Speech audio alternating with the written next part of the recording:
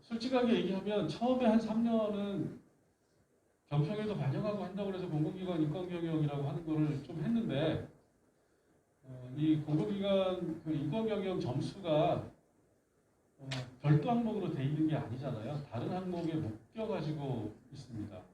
배점이 그 안에 들어가 있어서 별로 신경 안 쓰는 것 같아요. 그리고 시범기간도 이거 몇 건되나 모르겠는데 한국가스공사에서 지난 3년간은 열심히 했는데 코로나 이후에 이렇게 거의 회의를 서면으로 그냥 하고 그 다음에 또 하나는 공교롭게도 한국가스공사의 그 최신 사장님께서 여기 저 울산시 선거 개입 뭐 이것 때문에 가스공사 사장 취임하자마자 지금 수사를 받고 있어서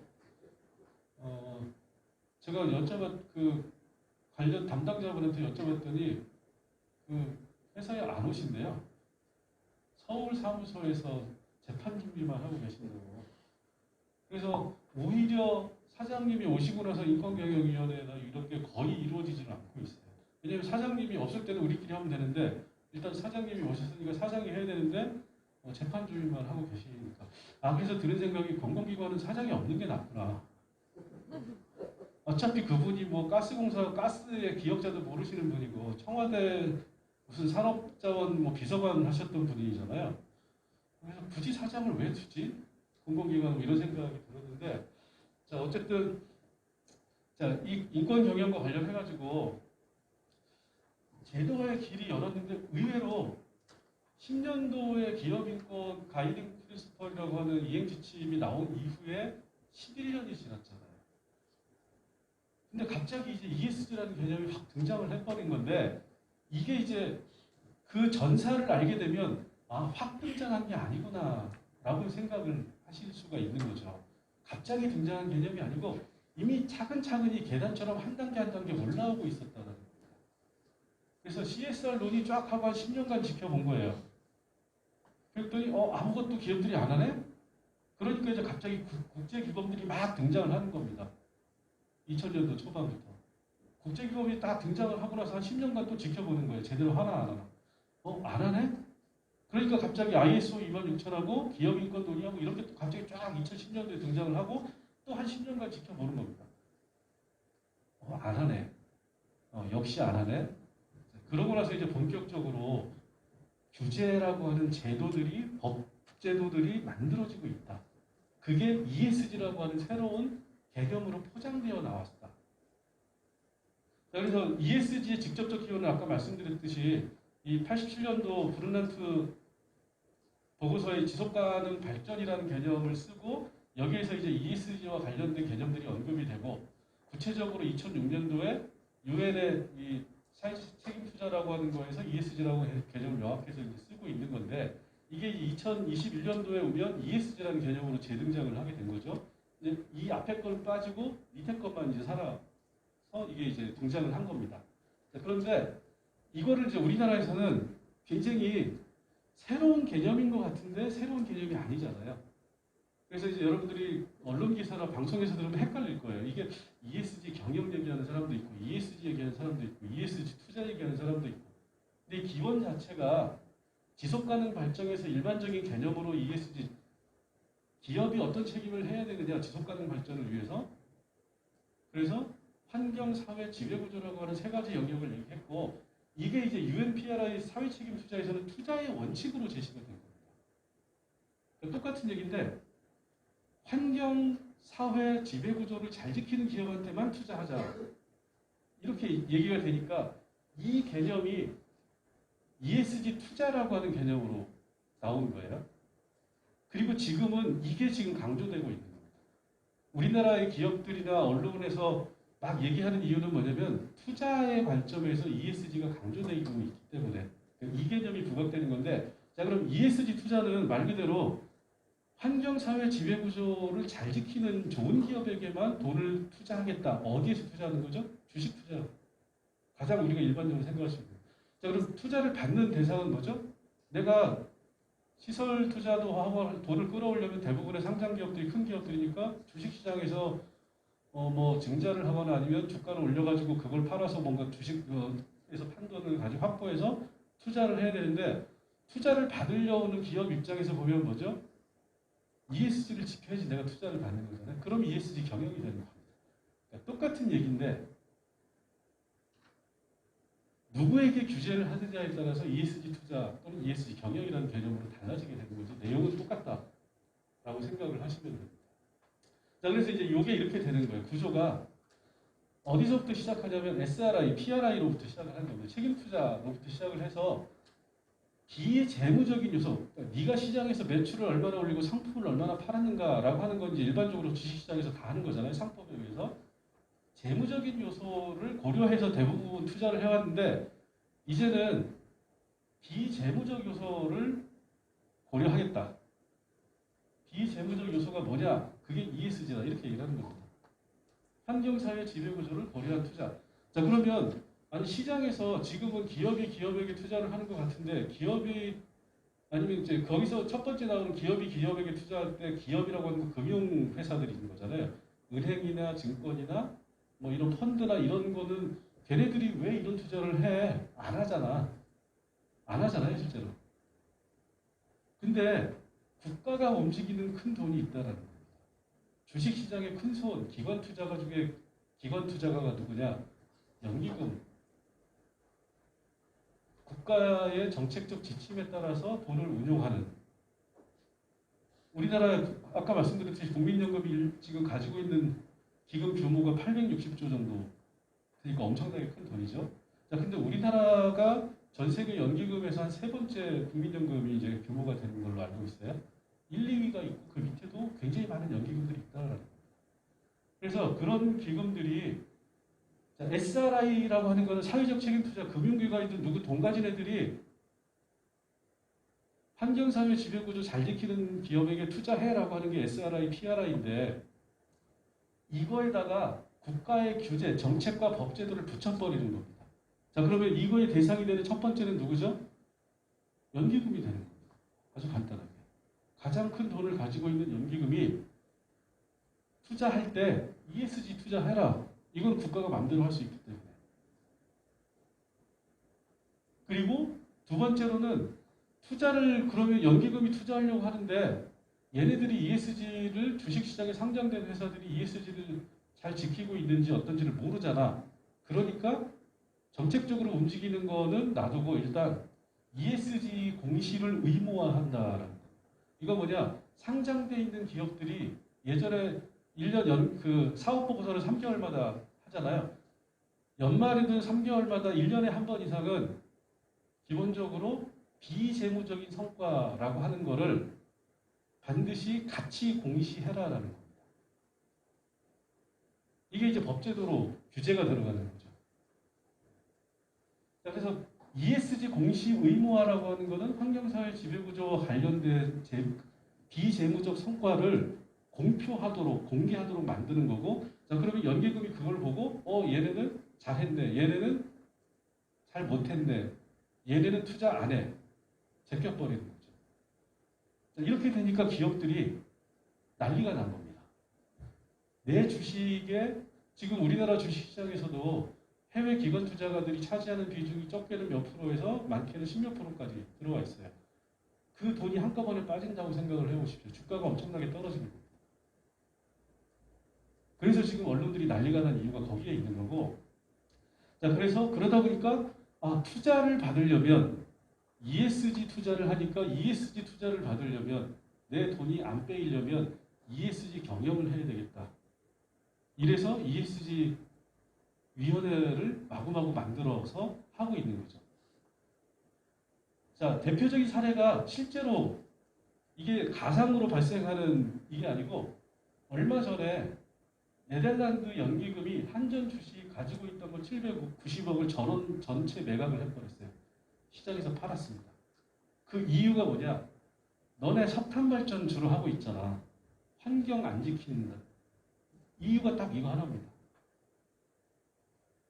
탄소 배출 관련해가지고 지금 탄소 배출 제로 중심으로 해서 환경 문제가 심각한데 한전 너네는 전기 만드는 상당 부분을 여전히 석탄에 의존하고 있어. 너네는 나쁜 회사야. 우리 너네는 투자 안 해. 돈 뺄래. 가지고 있는 거 빼고 다시는 이 회사 주식 안 사버린다. 근데 요거는 개별 사례인데 이제 네덜란드 연기금만 하는 게 아니라 대부분의 유럽 국가가 달려들고 있다는 거죠. 여기서 요거는 제가 막 어떤 그림을 올리는 게 좋을까 찾아보다가 ESG 관련된 게 너무 많아요. 기업들이 요새 뭐 하고 있다는데 여기 보면 미래에셋대우 리서치센터에서 ESG를 이렇게 이 가입표는 제가 친 겁니다. 빨간색으로 더 두껍게 치려고 하다가 그럼 글씨가 안 보일 것 같아서 좀 줄였는데 여기 보시면 ESG를 영어로는 이렇게 써놨죠. 환경, 사회, 지배구조. 근데 한글말로 이렇게 바꿔놨어요. 환경 보호, 밑에 소셜을 사회공헌이라고 바꿔놨습니다. 자, 거버넌스를 윤리경영으로 바꿔놨어요. 이거 미래에셋대우 리서치면 증권계에서는 굉장히 큰 회사입니다. 굉장히 전문성이 있어야 되는 회사의 리서치 센터에서 ESG를 이따위로 설명을 하고 있다는 게, 자, 이 사람들 머릿속은 제가 아까부터 계속 말씀드렸잖아요. 모든 게 다 사회공헌으로 통한다는 그 이상의 인식이 없다라는 거예요. 자, 그러면 문제는 뭐냐면 예전에는 이렇게 해도 문제가 안 생겼는데 많은 상장 기업들이 이 보고서를 보고 소셜은 사회공헌 하는 거구나. 연탄 더 열심히 나르자. 이래서 연탄만 나르면 어느 날 갑자기 네덜란드 연기금이나 아니면 스웨덴, 노르웨이 연기금이 너네 회사 주식 내가 5% 가지고 있는데 너네 회사는 이제 주식 안 사. 그리고 시장에다 다 갖다 팔아버리면 이 회사는 개박살 나는 거예요. 미래에셋대우가 아니라 이거 보고 연탄 열심히 날렸던 회사는 개박살 나는 거죠. 이런 식으로 ESG를 이해하면 안 된다는. 근데 의외로 이런 그림이 너무 많아요. 제가 대표적으로 제가 미래에셋대우 통장을 가지고 있습니다. 그걸 통해서 주식 투자를 하는데 그럼에도 불구하고 이렇게 말씀드릴 수밖에 없는 이유는 대부분의 분들이 이런 식의 그 이해도가 굉장히 떨어지는 방식으로 ESG를 보는데 왜 이렇게 보느냐? 이것만 이렇게 보는 게 아니라 아까 말씀드렸지 20년, 30년간 기업의 사회적 책임, 기업과 사회의 관점을 연탄 나르기로 보는 관점을 계속 가지고 있기 때문에 그게 벗어나지 못하고 있다. 자, 그러면 ESG와 기업 인권을 어떻게 봐야 되냐? 아주 간단하게 S가 인권이다라고 생각하시면 됩니다. 기업 지배구조라고 하는 것은 기업의 경제적 활동과 관련된 거예요. 기업이 경제적 활동을 하는데 S와 G라고 하는 거를 S와 G가 아니라 E와 S라고 하는 거를 어떻게 할 수 있는 시스템을 갖추느냐. 지속 가능한 발전이 경영 전략적으로 논의될 수 있는 회사의 조직 구조를 갖추고 있느냐를 보는 게 지배구조. 그러면 환경이라고 하는 건 명확한 거잖아요. 이 중에서 가장 중요한 건 지금 탄소 배출 문제입니다. 그 다음에 남은 S가 인권, 노예, 아동근로, 근로조건, 노동권과 인권인 거죠. 노동권도 인권의 범죄에 포함이 되는 거죠. 여기에다가 하나 더 플러스하면 뭐냐? 차별의 문제입니다. 근데 이 차별의 문제도 우리나라는 사실 차별에 대해서 감각이 별로 없어요. 근데 유럽에서는 우리나라에서는 이렇게 얘기하면 또 요 단어는 제가 입 밖에 내기가 굉장히 두려운데 일베니, 메가리니 이런 얘기가 막 나오니까 유럽에서 차별은 뭐에 대한 차별이냐? 아주 간단합니다. 남녀 임금 차별입니다. 그러니까 차별과 관련돼서 유럽에서의 가장 현안은 뭐냐? 남녀 간 임금 격차 문제다. 그거를 차별로 본다. 그리고 그거를 어떻게 해소할 것인가를 차별의 주요한 과제로 삼고 있다. 미국에서는 인종 문제. 근데 우리나라에서는 남녀 임금 차별하면 너 무슨 꼴템이냐, 메갈이냐, 이런 식으로 막 하니까 모든 유럽의 굉장히 중요한 정책이나 이런 것들. 그래서 남녀 임금 차별과 관련해가지고 독일에서 3년 전인가 그거 하잖아요. 임금 정보 공개. 여성이 똑같은 일을 하는데 어떤 남성보다 내가 좀 월급이 적은 것 같아. 그러면 회사에게 임금 까라고 요구할 수 있고 회사는 의무적으로 무조건 까야 된다. 그래서 깠는데 실제로 자기가 임금이 적으면 수정해야 된다. 제대로 줘야 된다. 이런 제도를 하고 스웨덴 같은 경우에는 다 아시다시피 이사 500인 이상인가요? 이사회 구성할 때 여성 비율이 40% 이하면 처벌받습니다. 왜 그런 짓을 하느냐? 차별의 핵심이 현재 우리 공동체에서 문제가 되는 가장 현안은 남녀 간 차별 문제다라고 생각을 하고 있기 때문에 그런데 한국 사회는 지금 반대로 가고 있죠. 그런 문제에 관해서. 근데 어쨌든 자 그래서 ESG의 S를 인권으로 우리는 봐야 된다. 이게 이제 그거를 다룬 보고서 중에 하나입니다. 여기 이제 보시면 ESG에 S를 넣는 것, 위치시키는 것, 뭐 이렇게 되어 있는데, 근데 이제 문제는 이제 새로 나온 ESG 개념이라고 하는 게, 자 그러면 환경사회 지배구조라고 하는 것은 굉장히 추상적이고 좋은 단어들인데 그 구체적인 내용이 뭐냐는 아직도 정해진 바가 없다 합니다. 자, 그래서 이제 지금 이 논의가 활발하게 벌어지는 거예요. 자, 우리가 ESG 투자할 테니까 ESG 경영을 제대로 안 하는 애들한테는 우리 투자 안 해. 그러니까 우리 ESG 경영 열심히 할게. 근데 ESG를 공시도 해야 되고 의무화 지금 하고 있으니까. 그런데 뭘 어떻게 공시해야 되지? 아무도 모르는 거예요. 그러다 보니까 다양한 형태로 여기 이제 이것도 이제 참고만 하시면 그런 의미에서 다양한 형태의 ESG의 구성 항목을 정해가지고 평가하는 시스템들이 지금 만들어지고 있습니다. 이게 종류가 너무 많아요. 기업 입장에서는 뭘 가지고 해야 되느냐 너무 헷갈린다. 명확하게 예전 같으면 GRI라는 기준이 있었잖아요. 여기는 아직 그게 아니라 수많은 인증기관 또는 인증기관을 자체하는 곳에서 ESG와 관련된 하위 범주들을 만들어내고 있다는 거예요. 자, 그래서 이 공시 의무화라고 하는 방향으로 일단은 가고 있고 다양한 인증 시스템이 지금 현재 존재하는데 어느덧 또 공신력이 있고 모든 사람들이 인정받는 시스템은 존재하지 않는다라고 하는 거고 그 다음에 이제 그 스튜어드십 코드라고 하는 것도 사실은 이 ESG 한 일환으로 봐야 된다. 뭐 요 자세한 얘기는 다른 얘기 넘어가기로 하고요. 그래서 요게 그 국내외 ESG 공시 규제 아까 말씀드렸듯이 ESG와 관련된 내용을 기업들이 의무적으로 발표하도록 하는 일정들이 이미 다 나와 있어요. 여기 보시면 늦어도 2030년까지 우리나라의 경우입니다. 굉장히 여기 보면 우리나라는 화살표가 이 뒤쪽까지 길게 돼 있어요. 2030년.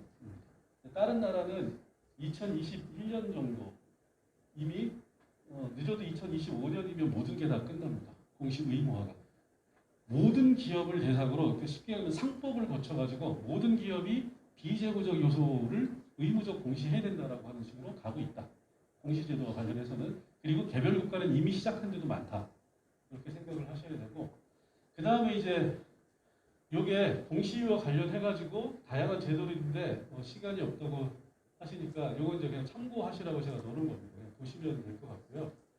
그 다음에 이제 아까 말씀드린 주요 연기금들이 이런 식의 ESG 투자 전략을 가지고 있다. 이거는 국가 소유이기 때문에 국가가 정책적으로 노르웨이, 네덜란드, 미국, 그 다음에 국민연금이죠. 국민연금도 가고 있고 그래서 여기 포지티브 스크리닝, 뭐 네거티브는 투자 전략인데 이건 쉽게 얘기하면 나쁜 짓 한 놈을 뺄 거냐, 좋은 짓 한 놈만, 좋은 일 한 기업에게 집중적으로 사줄 거냐 이런 겁니다.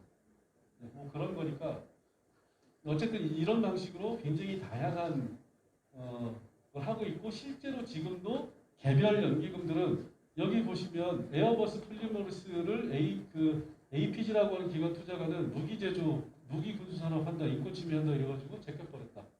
그 다음에 NBIM 같은 경우에는 환경파괴, 무기, 담배 이런 걸로 이 회사 투자 안 한다. 그 다음에 블랙록이라고 하는 게 세계 제1의 자산운용 기관입니다. 제일 큰 기관 투자가죠. 여기에 엑슨모빌 스탠다드 차트드 53개 기업을 환경오염 개선 뭐 이런 걸 미흡해가지고 이사선임반 의결권 행사에서 제어 통제하고 있다. 뭐 이런 식으로 실질적으로 직접적인 행동이 발생하고 있다는 거예요. 이제는 이념과 어떤 상상의 수준이 아니라 구체적인 행동, 규제와 행동의 수준으로 넘어와 있고, 여기 이제 보시면 이거 이제 신용평가에도 반영한다는 얘기고, 시간이 없으니까 이거만 제가 말씀드릴게요. 이유가 중심이라고 말씀을 했잖아요. 여기 보시면 2021년 1월, 올해 1월이죠. 유럽의 의회하고 독일 기민당의 의원들이 공동으로 UN 집행위원회에다가 편지를 보냈는데 뭐라고 돼 있냐면, 작업환경 인증제도와 공급망 인권 현황에 관한 표준화된 등록 시스템을 도입해라. 여기 인권실사 개념이 나오죠. 공급망 인권실사입니다. 그 다음에 섬유산업을 시작으로 해서 모든 산업군에 공급망 인권실사 의무를 확대해라라는 요청을 했어요. 아까 제가 말씀드렸죠. 보호, 존중, 구제에서 존중의 핵심이라고 하는 것 중에 하나가 인권실사다. 인권실사를 모든 산업의 공급망과 관련해서 우리 회사가 아니라 우리 회사가 거래협력, 하청을 주고 있는 모든 기업에 대해서 인권실사하는 것을 권고했고, 이게 지금 준비 중입니다. 근데 여러분들이 놀라실 거예요. 3인당이 아니에요. 기민당은 기독민주당이고 보수당입니다. 그러니까 인권의 문제는, 우리나라는 자꾸 인권마저도 정치적인 어떤 성향의 문제로 해석이 되는데, 인권은 보편적인 가치이기 때문에 유럽에서는 보수와 진보의 다툼의 대상이 되지 않아요. 지금 집권당인 보수정당이 3인당도 하지 않는 얘기를 하는 거고, 자, 독일에서 기본소득제도를 공식적으로 얘기한 정당이 누구냐? 보수당입니다.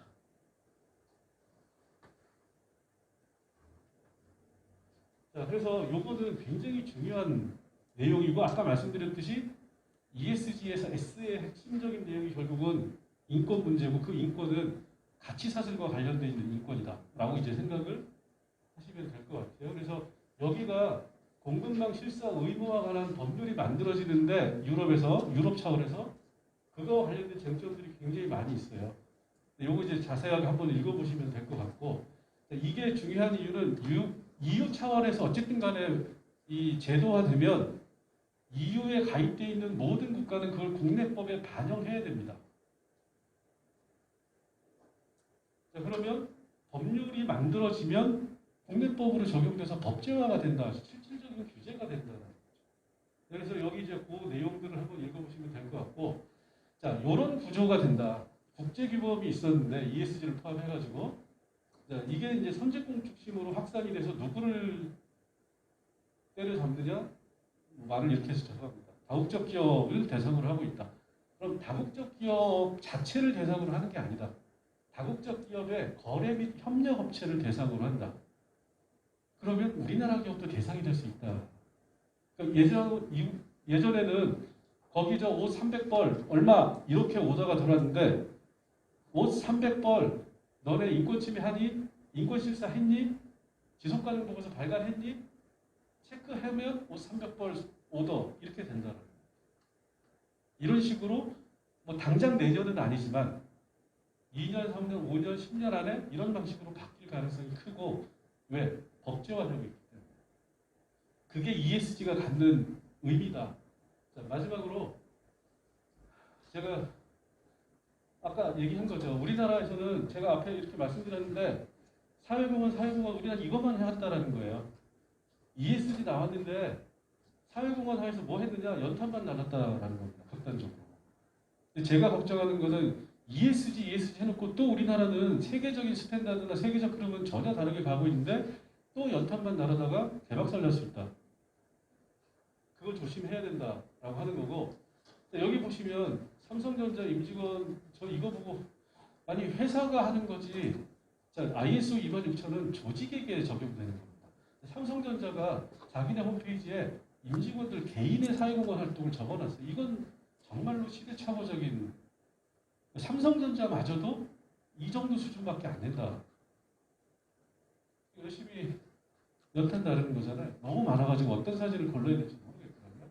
자, 그래서 핵심은 요겁니다.